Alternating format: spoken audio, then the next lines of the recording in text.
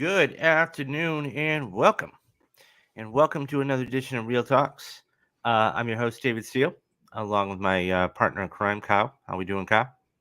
Doing great, David. We're only a number of hours away from the dropping of season 3 of The Mandalorian, so I'm really Yeah, excited for that. that's going to be fun. And guys, we're going to be doing a whole Mandalorian spoiler cast here, week by week, just like The Last of Us. And so you guys are going to be getting all that. So today, what we're going to do is going to be a little different. Um, we are actually going to be talking. We're going to be we've both rewatched it. Well, he did, but I've rewatched it several times, and that is the 2015 film Creed. Um, really, it's it's 8 years old, almost 8 years old, and it's just amazing to see how this film holds up to this day. So, like I said, we're going to be doing Creed. So this is one of those movies that you just people say, really? They're going to make Creed? What are they going to do with this? So we're going to talk about all this stuff. But before we get into that, I wanted to give everybody a little perspective about what was, numbers and everything else, why this did what it did. So anybody who doesn't know the story, we'll get into. I'm going to give you a little bit of a synopsis in a little bit. So right now, I just want to let people know this movie is almost 8 years old. Okay, it was released right around Thanksgiving, so it actually did really well. Um, and it only had, and I say only because this is a low budget film for them back then, $35 million.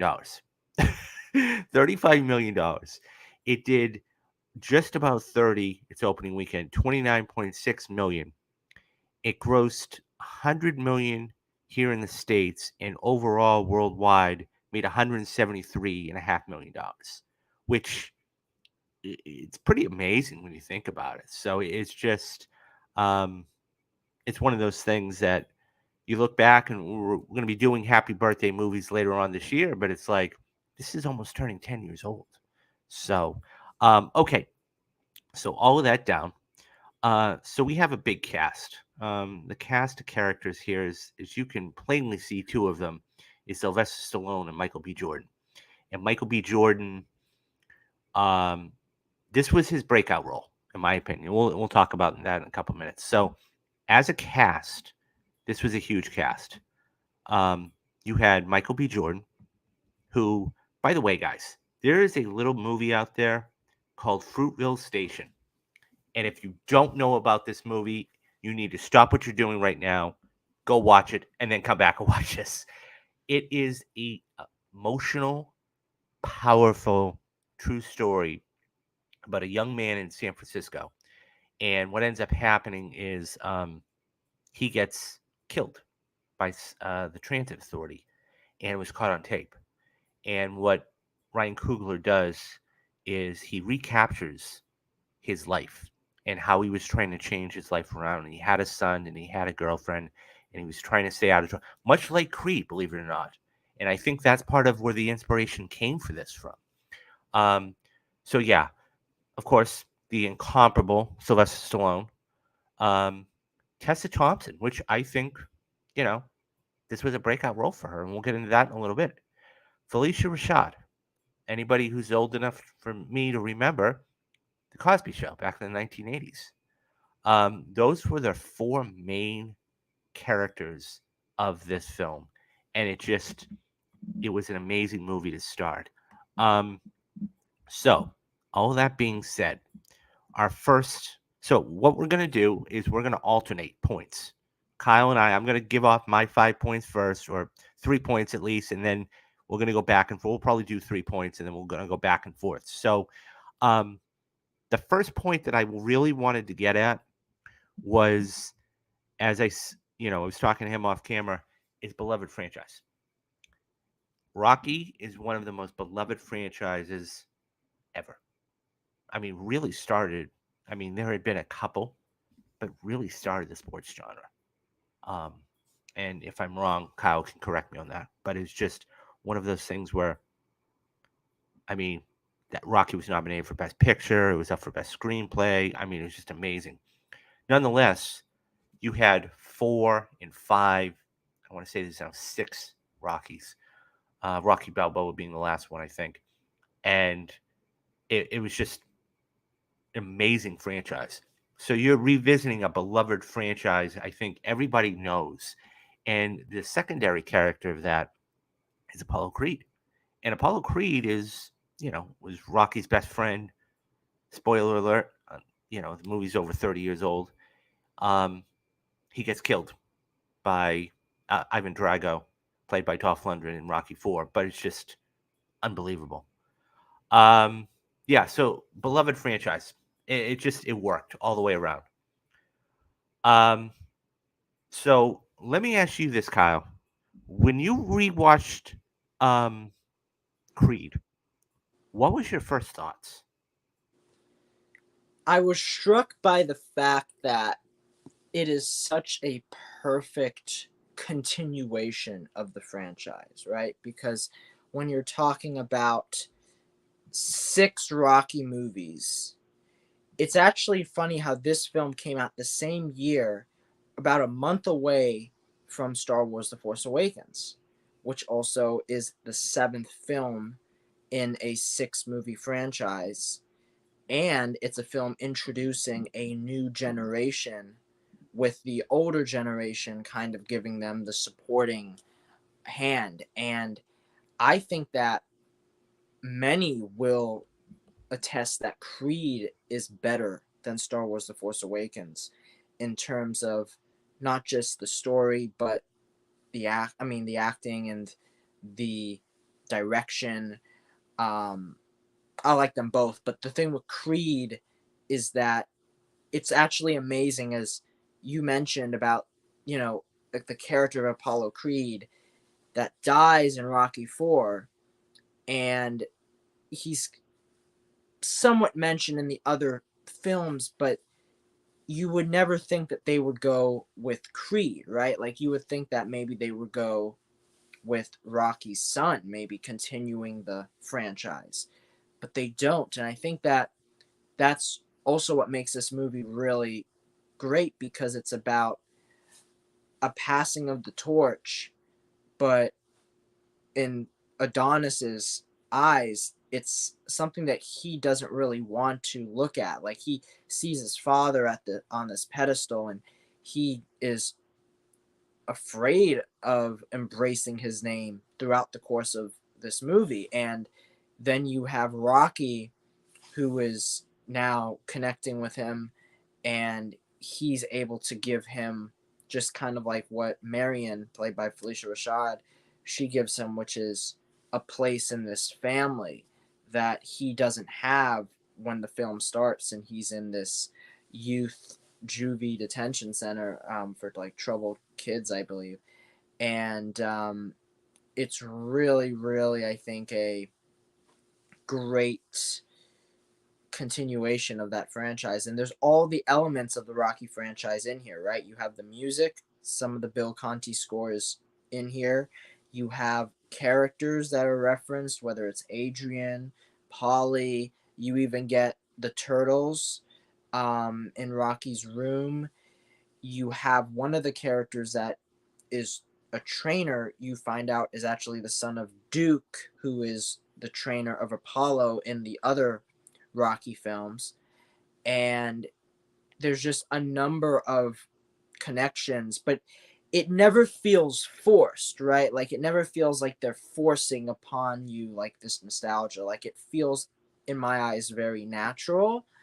And then there is a lot of the newness to this franchise, the stuff that you're not, really used to seeing, because now it's a modernized take on boxing, a modernized take on the main character, who it's so great that they got Ryan Coogler to direct this, because by telling the story of a black man trying to become this boxer and trying to live in the shadow of Apollo Creed, it's great that you have a black director and writer at the mantle telling the story. It makes it feel authentic, it makes it feel inspired, and it really, really works. And it's something that also gives, I think, Stallone as Rocky a great role.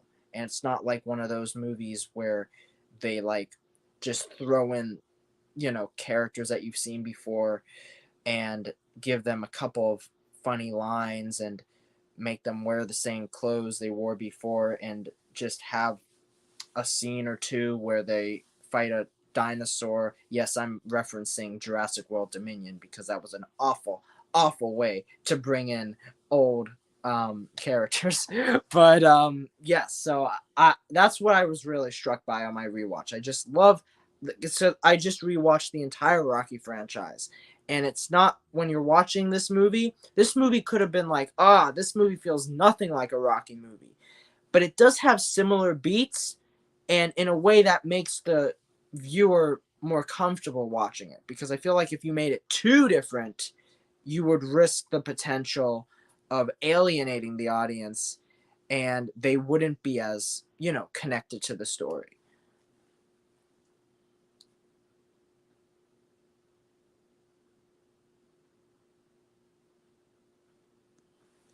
Looks like Coco has posted a comment. So Coco says, "It's crazy that Creed 3 will be the only Creed without Rocky. This will change how the story plays out." I do somewhat agree here because, I mean, we'll get to it later on, but the Rocky character in Creed 1 is such an essential part of that story. And when we do a Creed 2 discussion, he also plays a central part in that film.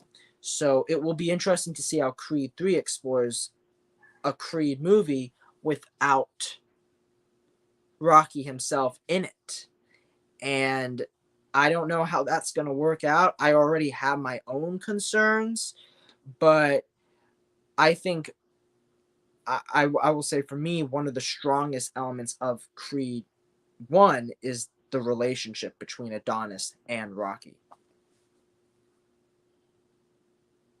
Oh, yeah. So Louis says Coogler wrote the script and pitched it to Sly. Yes, I heard about that because Sylvester Stallone was not, too sure about taking on this role again, especially after Rocky Balboa, which in itself was a great way to conclude the franchise. And I really think that it was such a genius decision that they got Ryan Coogler to do this. And it's amazing how I don't know how the logistics would have worked out, but I think in a way, and Louis, maybe you can comment here, but I think Black Panther, Coogler got Black Panther because of his work on Creed. Yeah, I would imagine so. And he said he made it for his dad. Yeah, Yes.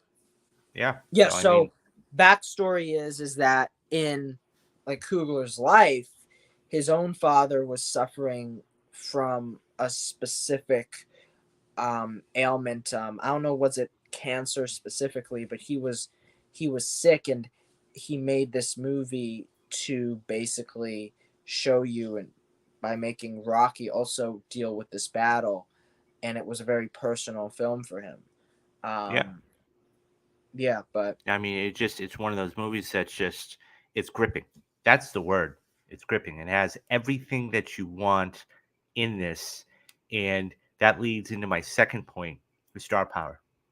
I mean, you have, we were talking about this off camera, is that um, you have both generations here, right? yes, You have the younger generation in Michael B. Jordan, okay, who this and I say it all the time. This was his breakout role.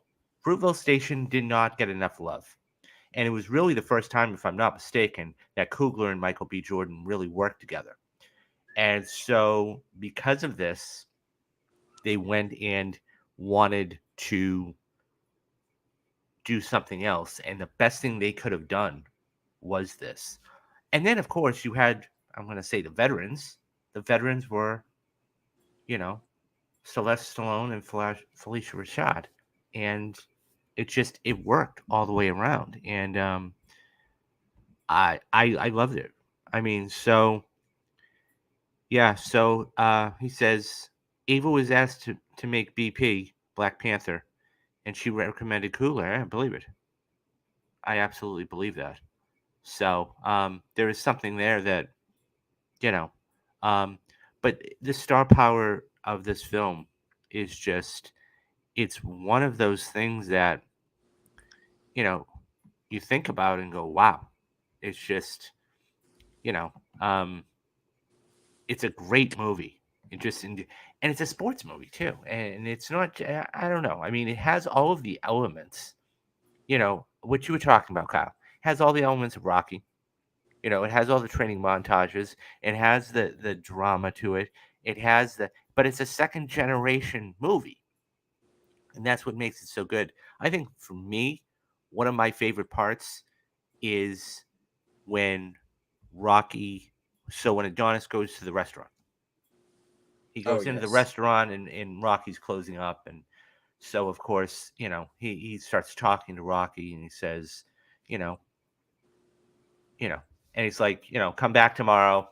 Tries to blow him off, and he's like, you know, and then uh, Adonis says something, and he's like, how would you know that? And he's like, oh, I'm his son. And he asks him, well, who won the third fight?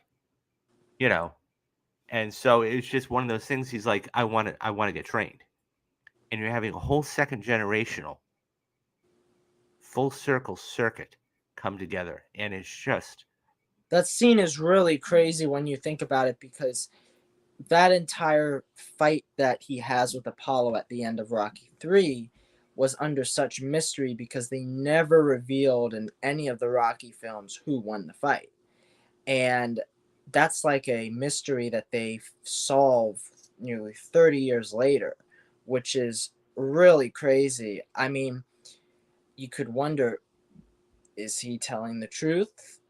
Does he want to make it sound like, maybe his dad did beat him and he didn't? But I think he is telling the truth. And I think that is a really nice moment. And I love as I said, continuing off of like the franchise, I love that he still has Adrian's. Now, David, you're interesting because you haven't seen Rocky Balboa, correct? no, I don't know. I haven't seen So you don't have that connection there, context. because in Rocky Balboa, that restaurant, you basically see it, and he's like telling stories, and you really get to see him now working in this restaurant. And Spider Rico, his first opponent in Rocky 1, is working there and eating there. And there's more to that story in Rocky Balboa, and I love that they continue it in this film, because they could have easily just made it where Rocky is, um, just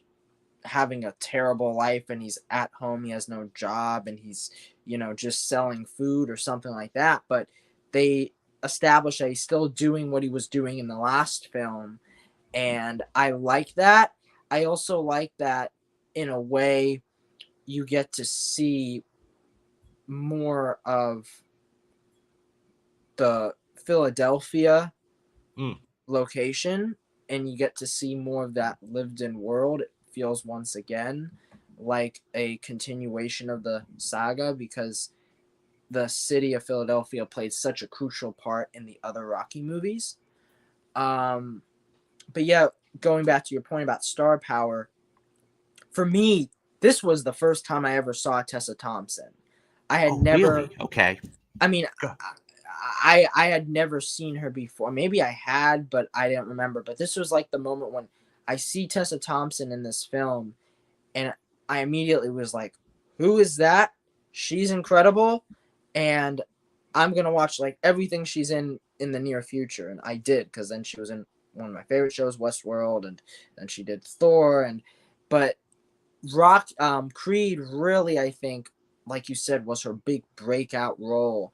And to this day, I mean, she's done great work, whether it's in Thor Ragnarok or whether it was in Westworld. But for me, this is still my favorite performance of hers, because she has such like a vulnerable and authoritative at times and assertive presence that I really love. How she always calls him Donnie, and like I just love the way they meet. The way they meet is very different than the way that Rocky and Adrian meet, and she's very different from Adrian. She's not like, I don't know if anyone would ever say that she's just a carbon copy of Adrian, because sometimes they do that in these like legacy sequels, as I call them, where they take the character and they're like, this is a version of that character, but she couldn't be more different from Adrian.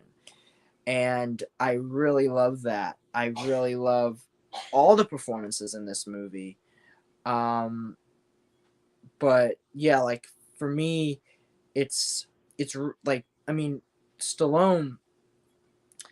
I mean, he should have got the Oscar for this Okay, role. and we're going to talk about that a little bit later on, because that to me is just I I always kid with people and say it needs to be, it's like Ki Kwan, and if he doesn't win the Oscar this year, there needs to be an investigation. There needs to be an investigation. Nonetheless, we're going to get to that, because this is actually, I you know, and this just shows you the range of Rocky, of Sylvester Stallone. You know him as a rough, mean, tumble guy. Rocky, Rambo, The Expendables, all these things, and he's able to do emotional, and that leads into my third point. This was an emotional film. Mm-hmm. Okay, I mean, we have one of the first scenes. When I was about to call him Donnie myself, but once Adonis gets banged up, and so, he says, Yeah. his mother says to him, I dragged the heavyweight champion of the world up these stairs many a night. I don't want you going down the same path, just because she didn't want that for him. And, you know, she says, I don't want this for you. But, he says, all I know how to do is fight. And so this is the life he wanted. And, I mean, she puts in a really powerful performance. And it's just, how Stallone did not win the Oscar. I mean, we can get into it now, but so he won. It was interesting. I went back and I did a little research. Okay. He won. You did an investigation. Yeah, exactly. I did an investigation. So he ended up winning. Okay.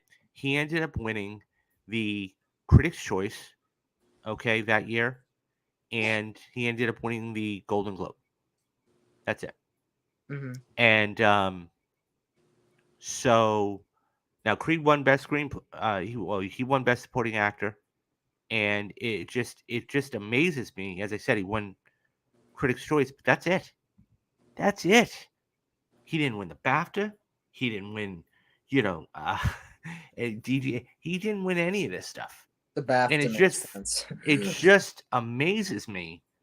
And mind you, back then it was a little different, but now we have all these different guilds and everything else, and yeah, and so Louis says Coogler should at least got the nomination for the film. Yeah, I don't doubt that. I don't doubt that. I think that he should have. And Though this was, I think I think that was a stacked year for directors, yeah. because I think that was the same year that George Miller was nominated for Oh, Mad Max Fury yeah, and Road. which ended up winning 4 Oscars, and Alejandro nobody thought Iñárritu it was was going to nominated happen. for The Revenant. I think Yep. um, whoever was I think the Spotlight person was nominated. I don't remember Mark their. Ruffalo. So it was Mark No, Ruffalo. no, no, no. The director of Spotlight. Oh, Tom. I forget his name off the top of my head, Something, but yeah. yeah, Mark Ruffalo was nominated for Best Supporting Actor. Tom Hardy was nominated for Best Supporting Actor. Mark Rylance was nominated for Best Supporting Actor. Sylvester Stallone was nominated for, um, and then it was one other person. Yeah, I mean, he should have gotten nominated. Yeah, I mean, Yeah. but the thing about that, Louis, is that there's always going to be snubs. There's always going to be snubs every single year, and there's always going to be a nomination when you say, how does that person get in? I mean, all you got to do is look at. I'm not to start a go down the rabbit hole, but Andrea Riseborough. Nobody. I mean, that should have been taken by somebody else. The point is that they can't. Mhm. Five is the best that not the best, but that's all they want to do. So, but yeah, it's one of those things where this is just. I mean, the fact that he's doing, it just worked, and you had the back and forth. We find out Rocky has cancer, and at which point, he says because he wants to give up. He's like, I'm done. And that's when Adonis is like, look, you know what? I'm fighting every day. I'm here every day fighting for you. If you're going to do this, I'm going to do this. And that's when they go all in together, and we go to the third act. But it was When he just, gives him the fist bump, that yep, is one of the most beautiful moments in the entirety of the Rocky franchise. yeah, Just, yeah. uh, And it's an amazing film. So I can't say enough good things about this movie. And so it's really I'm really like itching. I know the premise, but I'm really itching down to sit down and watch Creed 2. So this is mhm. gonna be fun, fabulous. Yeah, But yeah. no, So no. To just build off of what you were saying about just the cancer storyline, I love that they built it off of Adrian's cancer battle, which um, was done off screen. And the way Rocky Balboa begins, she's already established to have passed away for a couple of years. So we never actually see her battling with cancer. I remember when I was a kid, I did not like that they killed off Adrian, the second most important character in the entire franchise, and they killed her off screen.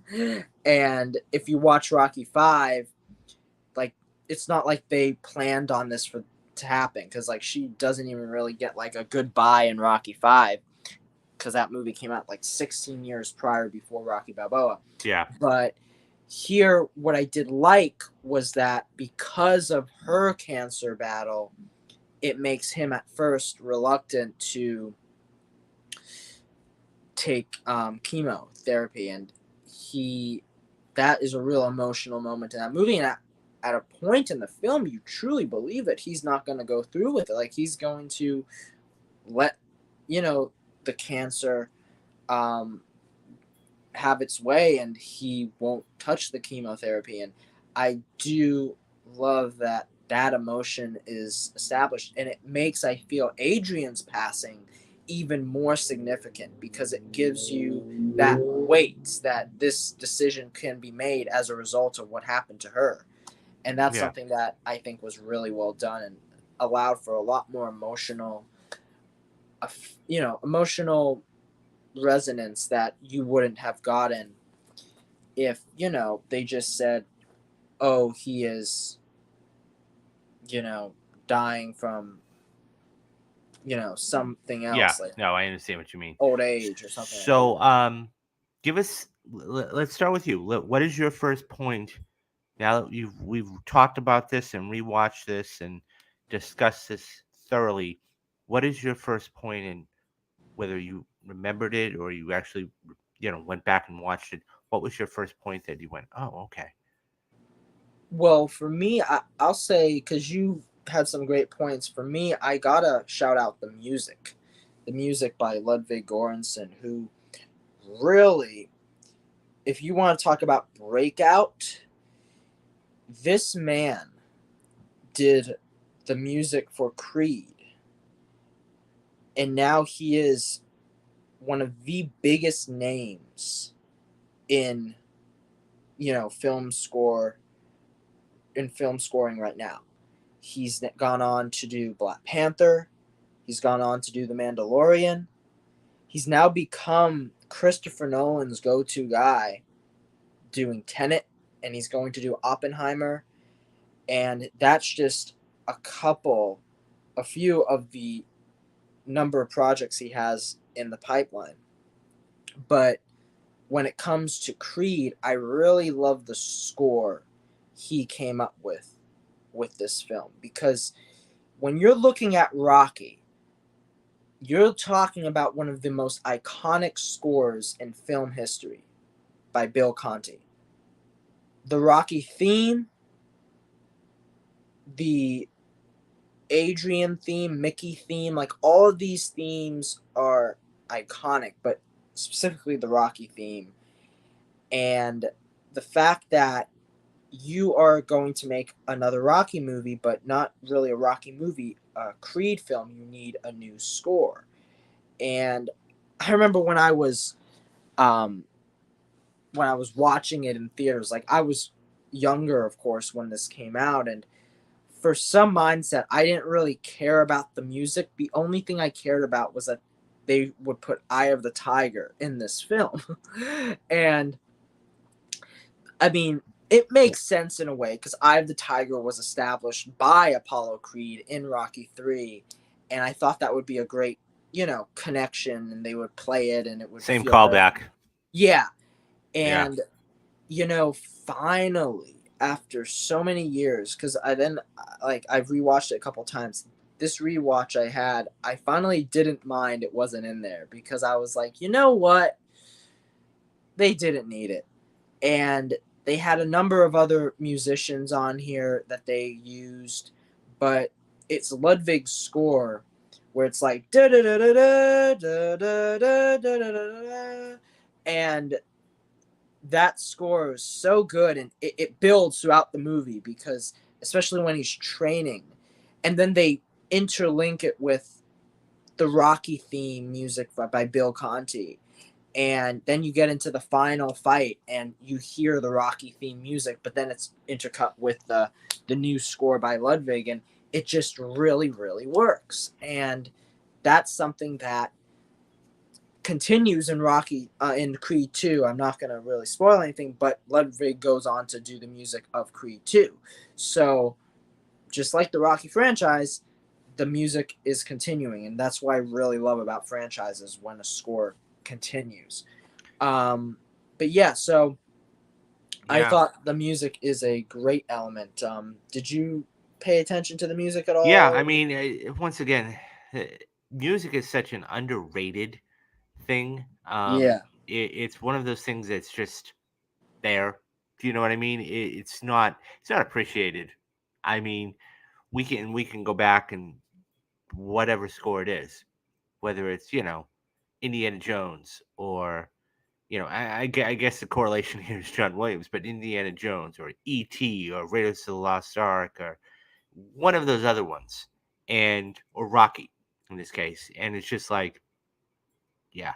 So Lou was saying it was good on its own; it could stand on its own. Ironically, the theme of the film, yeah. I mean, and that's so they want to try and interchange it. I get it. Um, it's you want to you always when these kind of films, and you were talking about it a minute ago, Kyle, when you're talking about these films, you always want to be able to mix the new with the old, right? And when you're able to do that, that's when it works. And so I think that it, like I said, a lot of people, unless you're in the industry or you really have a good ear, music is not one of those things that people listen. I mean, yes, they have an Oscar for best original score, but it's one of those things you go, okay. So I liked it. I thought it worked, and it worked because the story was compelling. And I'm all about story, and you guys know that. Okay, so what was? Let's move on. What was your second big point that you thought that really made this movie work? I kind of delved into it in when we were talking before, but I think a big element of this film that makes it work is the character of Bianca, played by Tessa Thompson. What's really interesting about her is she is going through progressive hearing loss, and I think, and you'll see this when you watch Creed 2, they do a great job with how they delve into this struggle of hers and how she has to deal with this. And it's it's Bianca, it's the romance between her and Creed, because you're talking about Rocky, which at the end of the day, it is a love story. It's more of a love story than, a sports film. And I think that's one of the reasons why it took off so well, because I mean, not everybody, but most people love a good romance.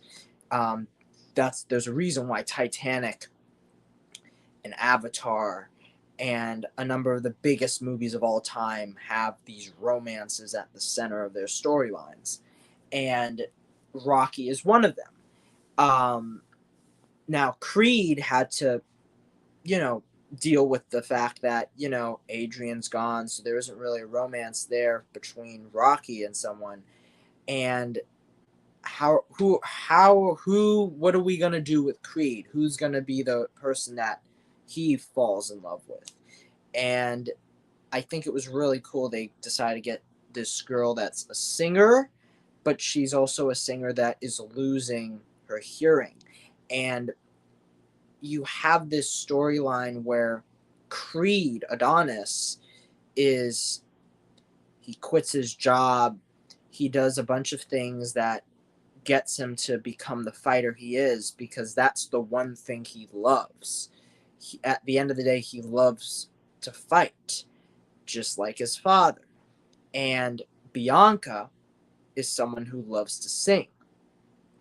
And she basically says, like, I have to do what I love before, I can't do it anymore. And then she's like, but isn't that what we always do in life? Like, aren't we always just doing what we love until we can't do it anymore? And I think it's such a great theme of the story, and their connection really works. And especially when you get to just some random scenes where, like, she finds out that he's Apollo Creed's son, and you're like, oh boy, now she's gonna be angry. But she's not really angry because, you know she is angry because he kept it from her, but she wants everything to be upfront in their relationship, and they need to trust each other. And moments like that in the film really get you invested in their relationship. So I think one of my main points definitely is the relationship and the character of Bianca. Yeah, no, absolutely. It's and that's the driving force behind this. I mean, we have everybody else, okay? We have Rocky, we have the mother, but really they are the quintessential, people that are going to be the driving force of the film. And it was it's always a nice element when you're able to fully flesh out somebody like that. And yeah, it's going to be interesting to see how they continue that storyline in or in Creed 2. But it's just this just now. Correct me if I'm wrong. Stephen Cappell Jr. directed Creed 2. Was that the right? I think that Yeah. was okay. So Yep. yeah. So do you believe that had and not say so you've always said that, correct me if I'm wrong, but you said that Creed 2 is a better movie than Creed? Yes. I was rewatching some of Creed 2 today, and Hmm. I I will say that it's on par with Creed 1. I don't know if I'd say it was better, because but like some of it, it's hard to say. It's tough. Like, I'm gonna finish my rewatch later today, and then I'll let you know, Okay. especially when we Okay. do So the when we do Creed the Creed 2. 2 rewatch, Yeah, but because it's I'm curious to really good. see, because I'm wondering if you know if Coogler had done the second one, would it have been? I don't think so, though. I mean, I think this was his breakout role, and then we were talking with Louis about it, but him getting Black Panther, it just took him into another stratosphere. And by the way, Michael B. Jordan. Can we talk about Michael B. Jordan? He gets on Black Panther, okay, assuming Coogler's there, and then he does incredible work on that. Incredible work. And, he's in the Marvel Cinematic Universe now. And it's funny, isn't it? Because you've got Tessa Thompson, Michael B. Jordan, and Ryan Coogler all in the MCU. And Sylvester Stallone. And Stallone in Guardians. So it's one of those things where it's like, whoa. But yeah, I mean that seems to be the end goal there. But it's one of those things where I think but that tells you how good and incredible their work is. Um yeah. So I'm glad you mentioned that because yes, Louis, very much so. Michael B. Jordan is, Ryan Coogler's Lucky Charm. He's been in every film he's been, even in Wakanda Forever. yeah. The big question was, will he be in it? Because Killmonger's dead, Yeah. and yet he still showed up. Yeah. But that was But to lead into my third point is the direction. The direction by Ryan Coogler, because this movie, I don't know who else they could have gotten to direct this, because it just feels like this was Ryan's film and it was his film, from beginning to end. And it's actually funny because if I ask you, David, can you guess how many directors have directed the Rocky films? I think it's only one or two. You would be correct. Yeah, It's it's only two. Stallone. Stallone, and that's what people don't understand. Stallone is a very, very accomplished director. Yes. Very accomplished director. He did First Blood. He did Rocky. He's done several other films. He did the very first Expendables. He said multiple times that nearly killed him. But it's one of those things. He's a very, very accomplished director. No, we talk And about directors like James Cameron and like ones that you don't usually think of putting them at the top. And I got to be honest, David, I think Stallone is one of my favorite directors yeah, because I love the first Expendables. The sequels, not so well, much. you But the know what the first, correlation there is, right? Dolph Lundgren. yes, Yeah, yeah, I mean, yeah. But so um, Creed would not have been made. That is true. yeah, Like that's so true, and it's actually crazy because now we are at Creed 3, all because of Ryan. So, but to go into more of the direction, I have to point out the fact that when we're looking at the first Rocky franchise prior to Creed, you have John G. Alvinson, who did Rocky 1 and he did Rocky 5. And he actually did the Karate Kid. He directed the first Karate Kid. And then you have Stallone directing Rocky 2, 3, 4, and 6. Now, I actually didn't know this, but Stallone actually co-wrote Creed 2. I didn't know that, but he isn't, so now we have a new director. We have a new vision in the Rocky franchise in Ryan Coogler, and he brings such a great, auteur sense to the film with a bunch of amazing, one takes, like a bunch of the shots. Especially one of my favorite ones is at the end of the film when they're getting ready for the final fight and they're walking into the ring, and you're just seeing the camera with this tracking shot on both Rocky and Adonis as they're walking in, and you really feel like you're getting to be part of this fight. Um, but you're talking about the way that he showcases, whether it's a pan, whether it's a montage, just, I mean, it's just such a great sense of direction and also a very personal one for Coogler. And that just is what I think one of the main reasons what makes this film as great as it is. And like, as much as I do love Creed 2, a number of critics have mentioned, like, you feel the lack of Coogler in Creed 2 because he's not at the director's chair. I personally disagree in a sense that I do think that Creed 2 is really good. Um, but I mean, this movie just this is I've seen about half of Fruitvale Station. I gotta watch the last half. I watched it in school. I It's one loved of it. those It films, was Kyle. I'm yeah, telling you, it's just when we talk about powerful movies, yes, wow. yeah, I totally, mean, I kind of gave you the synopsis there, yeah, but yeah. my God, it just it holds you. And I have to. So I believe it's Viola Davis. Um, I believe she is the one that. Correct me if I'm wrong, but I believe it is Viola Davis. That it's either that or Octavia Spencer that plays. Um, I believe it's Octavia. I believe it's Octavia too. Yeah. So I mean, he is. Um, it's an amazing feat of what he does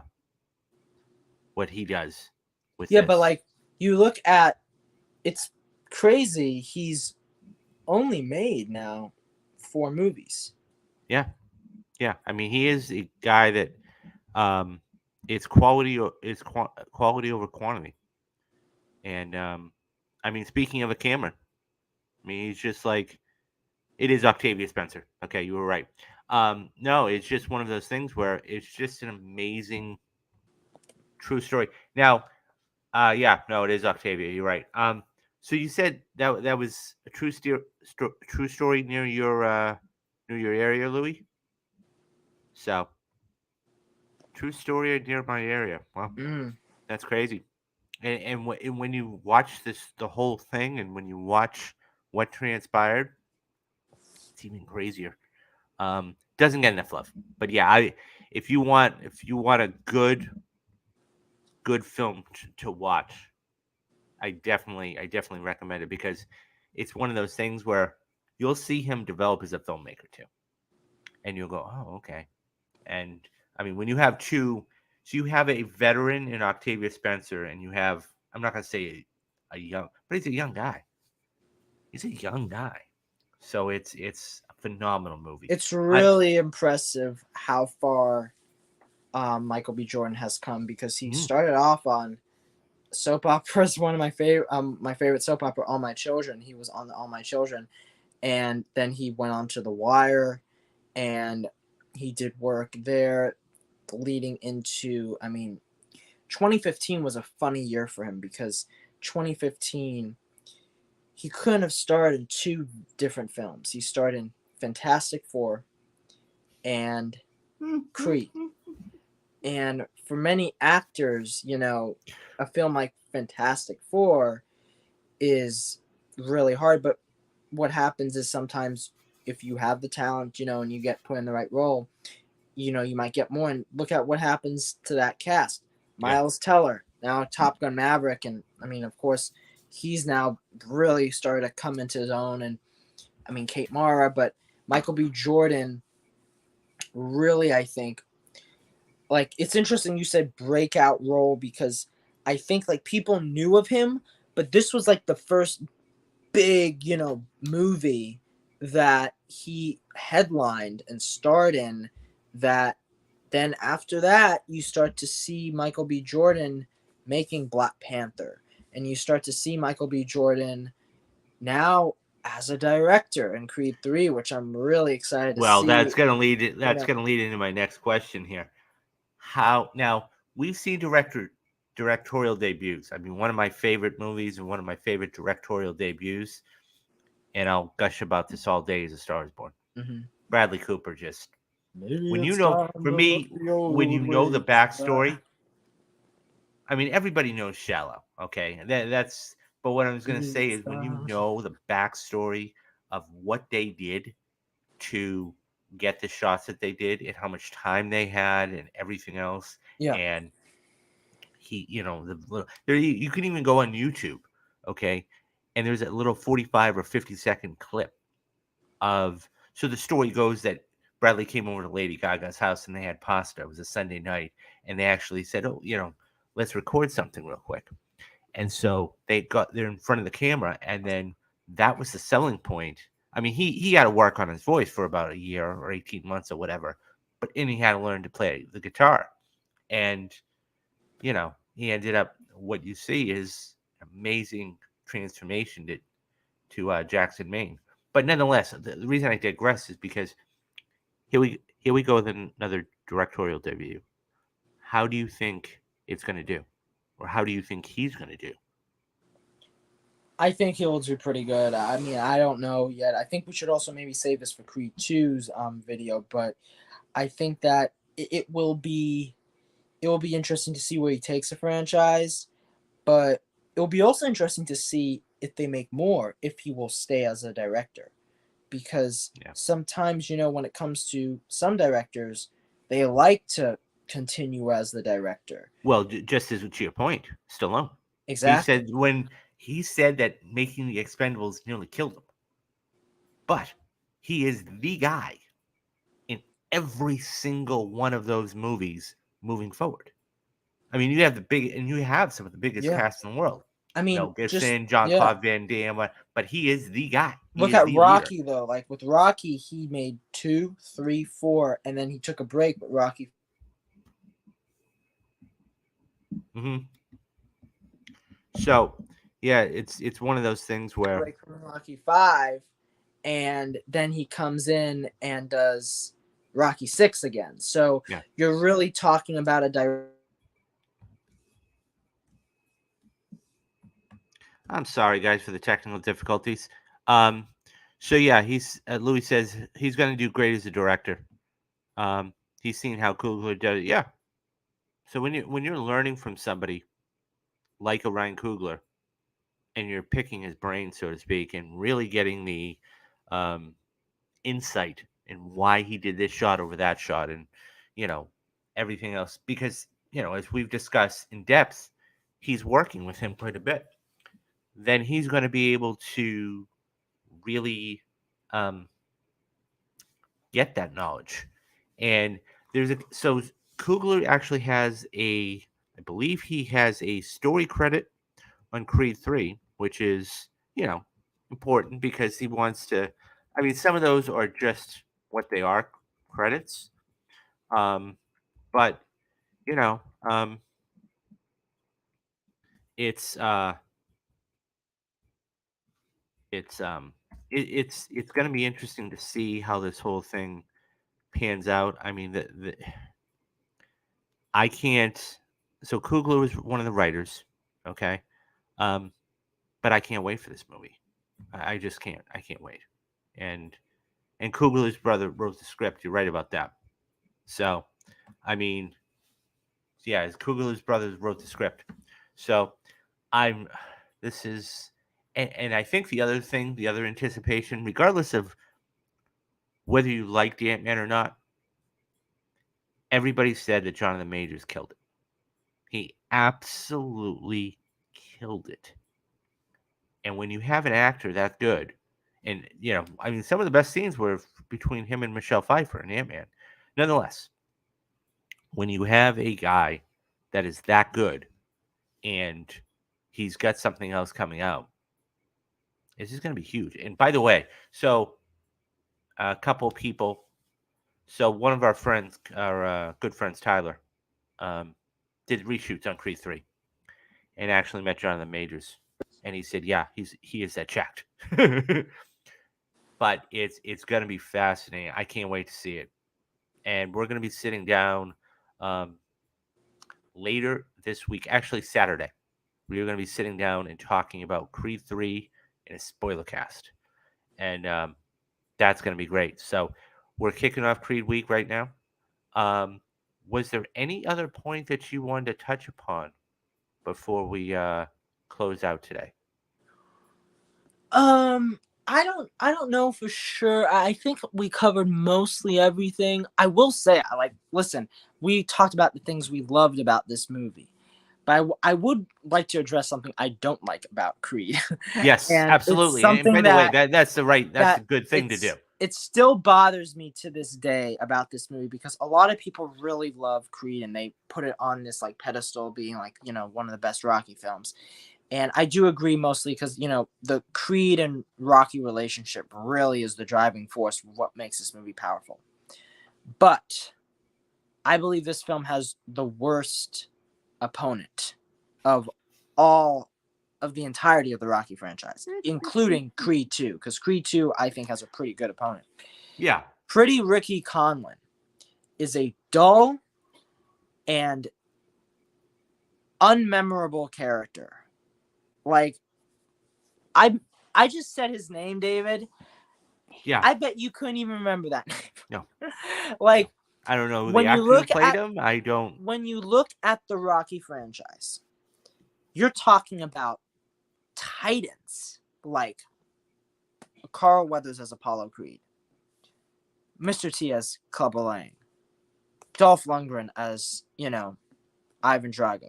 Now, you've had a couple of weaker Rocky villains, whether you're looking at Tommy Morrison as Tommy Gunn in Rocky 5 or Mason Dixon in Rocky Balboa. But they are what you would call weaker Rocky villains. But I still think there is at least something to them where it's Tommy Gunn. He's like their opponent that Rocky trains, and then he ends up turning his back on him because he really becomes like selfish and all that. And there's of course Mason Dixon, who's a very interesting like opponent because he's a guy that won't stop winning, right? He cannot stop winning, and he's actually a really nice guy because like all the other Rocky opponents, they come across either, you know, hateful or they want to go after Rocky. But this guy's kind of like, he doesn't really want this. Like, he's a nice guy. And he's like, oh, I'm not going to hurt you badly or anything like that. But Ricky Conlon, he's a guy that I think what they want to do is they wanted him to be like this guy that came from nothing and now he's a boxer, as opposed to Creed, who came basically from royalty. So you had the juxtaposition. You have this juxtaposition, but they don't do anything with it. They just say it, but there's never a moment in the film where you're really seeing this guy's life. Just to give an example, No. In Creed 2, there's like one little scene at the beginning of the film where you see the opponent just like doing his job, like he has a job where he's lifting crates and such. And that's something that I wish we get from this Conlon, because he's such a dull character. And as much as I do love this movie, every time I watch it, I'm just like I get it. It's supposed to be about Adonis, it's about his journey. But we do see movies like Black Panther and Wakanda Forever where we know Coogler does know how to write a really compelling, as he calls it, antagonist. But we don't get that in Rocky and Creed, I feel. And that is, I think, my biggest disappointment with the film, because Conlon, at least I will say in the fight, like he is a match for him. He's a great fighter, and that's what you want to see in a fight in a Rocky movie or a Creed movie. But I'm just glad because it looks like Jonathan Major's character in Creed 3 looks like more of a compelling villain. And that's like my criticism for the film, because everything else is really good, but that one always drives me nuts because it's like, I feel like if you had an even better, opponent / antagonist where you got to sit with them a little bit more, I feel like this movie could have been even stronger than it was. But yeah. No, I to your point, I do like the fact that they made him lose. Like he got all the way to they got all the way to the championship and everything else, and you know, um, and they made him lose. And it wasn't an easy path. And so, because I think that, look, if he had won at the end of the first movie, I think that it would have spoiled everything, right? Because I mean, now that you have everybody's chasing you, right? It's all in this kind of thing. It's all about the chase. I'm gonna I'm gonna kind of go off script here, but I'm gonna use a wrestling analogy, right? So anybody who's been watching WWE for the past number of years, okay, one of their quote a storyline, okay, was the bloodline. And if you know what I'm, you know what I'm talking about. The whole thing about the bloodline storyline, okay, was that Sami Zayn wanted to be in this family because he was always a loner, blah, blah, blah, blah, blah, blah, blah. Okay, so many years and many shows and everything else passed. They finally let him in. He's part of the bloodline finally. Okay. And then, okay, at this year's Royal Rumble, okay, he turns his back on the bloodline. And it's all about the chase. Mhm. It's all about getting there. Because once you hit the top of the mountain, once you're initiated in the bloodline, once you're in the group, once you're in the family, and then you turn your back on him, I mean, he had a match, lost, whatever. But the point is that once you have that, there's nowhere else to go, Yeah. right? So the whole thing was the chase of getting in there and being a part and doing whatever. And then eventually it had to come to a head. And so, to the point, getting back to Creed, the analogy with Creed is this: it's all about the chase. So you cannot have him win the title in the first movie. Otherwise, it doesn't make any sense. Yeah. Okay, And even that's what happened with Rocky 1, right? yeah, no, With and Rocky that's 1, exactly. you had a similar, situation. And Louis just said that, like the original Rocky, and you're Yeah. both absolutely right. And you'll And it's see, what David, I don't know how much you remember from Rocky 2, but you'll see that Creed 2, like Creed 1, follows in a similar path as Rocky 2 does, just in terms of relationships and what happens. But it's something that's a really interesting thing. But at least with this one, this was a clear loss in Creed, which makes it at least a little bit different. Because in Rocky, it was a what was it? It it, was like it was like wasn't it like undecided almost? But they it was split. It was a split second. yeah, It was a but then split second type of thing, and they both went down. They were trying to yeah, get up, and that's actually the scene. I believe it's the scene in Rocky 2 where Apollo's talking to somebody. And he's like, he didn't beat me. He beat me by a exactly, yeah, split second. So it's one of those things. It's all about the chase, and so now I have a feeling, but now we have a villain. Now we have an actual villain in Creed 2, and yeah, and so that's you definitely know why. That's one of the main reasons why I do at least prefer that film over the first one.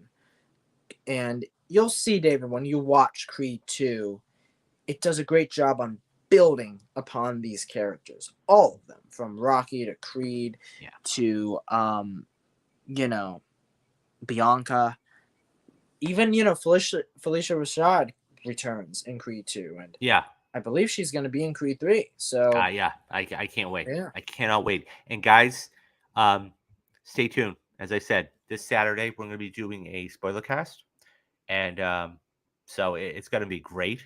Um, so a couple quick house cleaning notes. We will have the Last of Us. Um, this episode number 8, which if you haven't watched The Last of Us, go back and watch all of our live streams. It's been incredible. Um, so yeah, I don't know what they're gonna. We'll figure out something for the Super Bowl, or not the Super Bowl, but the Oscars. I imagine they're gonna move it. They haven't said anything yet. Nonetheless, go check that out tomorrow. The Mandalorian drops mhm. season 3. We will be covering it here on the show. Um, we will be doing a spoiler cast for that as well. So stay tuned for that. The first couple weeks are going to be kind of crazy around here. You'll be getting the roundup probably this week. I'll let you guys know. Uh, by the way, I wanted to let everybody know, just because I may not say something on YouTube and put a post there, come follow me right on, or him right on Twitter if you already haven't. Um, and I drop all that information and all the videos and everything else there. Um, yeah.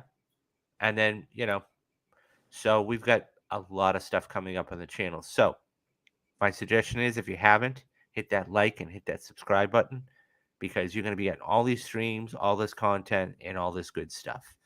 Um, yeah, I'm excited for Creed 2. We will. I'm going to do a show tomorrow, okay? And then on Thursday, well, actually, tomorrow we've got The Mandalorian, so we'll figure out what time, we'll coordinate what time we're going to sit down and do that stream. And then I might go see Creed tomorrow because Hmm. it's got early access. If not, it will definitely be Friday, and we'll be back here on Saturday. But okay, I think that's it. Um, we got a big couple of months coming up for you guys, so stay tuned. Um, and that's about it. So he's Kyle. I'm David, and you have been watching Real Talks. Bye bye, guys.